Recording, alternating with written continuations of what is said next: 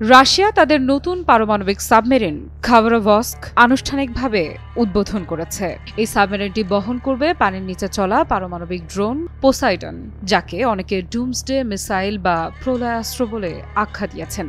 সম্প্রতি রুশ প্রতিরক্ষামন্ত্রী আন্দ্রেই বেলোসভ সেভমাস জাহাজ ঘাঁটিতে আয়োজিত এক অনুষ্ঠানে সাবমেরিনটির উদ্বোধন করেন। এ সময় উপস্থিত ছিলেন রাশিয়ার নৌবাহিনীর প্রধান অ্যাডমিরাল আলেকজান্ডার মোসেয়েভ এবং জাহাজ নির্মাণ খাতের শীর্ষ কর্মকর্তারা।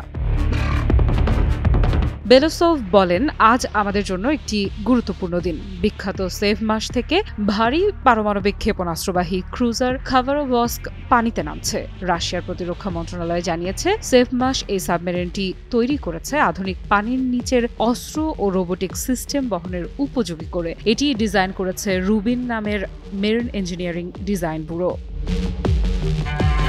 রুশ সংবাদ সংস্থা তাস জানিয়েছে, সাবমেরিনটি দেশের সামুদ্রিক সীমা রক্ষায় এবং বিশ্বজুড়ে রাশিয়ার স্বার্থ সুরক্ষায় গুরুত্বপূর্ণ ভূমিকা রাখবে। রুশ দৈনিক কমার্সান্ট জানিয়েছে, খাবারভস্ক শ্রেণীর সাবমেরিনগুলো ভবিষ্যতে পোসাইডন ড্রোন বহনের প্রধান প্ল্যাটফর্ম হিসেবে কাজ করবে। গত সপ্তাহে রাশিয়া ঘোষণা দেয় যে তারা সফলভাবে পানির নিচে একটি পোসাইডন ড্রোনের পরীক্ষা সম্পন্ন করেছে। এই ড্রোনে রয়েছে পারমাণবিক শক্তিচালিত ইঞ্জিন। এ বিষয়ে রুশ প্রেসিডেন্ট ভ্লাদিমির পুতিন জানিয়েছেন, এই ড্রোনটি একটি মাদার সাবমেরিন থেকে উৎক্ষেপণ করা হয়েছে। এতে একটি ক্ষুদ্র আকারের পারমাণবিক রিয়্যাক্টর ব্যবহৃত হয়েছে, যা কৌশলগত সাবমেরিনে ব্যবহৃত রিয়্যাক্টরের চেয়ে অনেক ছোট। রুশ নিরাপত্তা পরিষদের উপপ্রধান দিমিত্রি মেদভেদেভ এই পোসাইডন ড্রোনকে বলেছেন ডুমসডে মিসাইল। রুশ পার্লামেন্টের প্রতিরক্ষা কমিটির চেয়ারম্যান আন্দ্রেই কার্তাপোভ বলেছেন, এটি পুরো উপকূলীয় একটি দেশ ধ্বংস করে দিতে সক্ষম।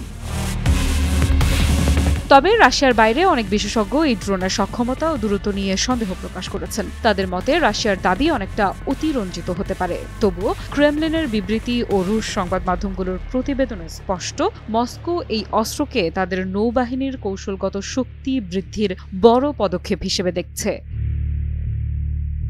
আফরিদা ইফরাত, নিউজ 24।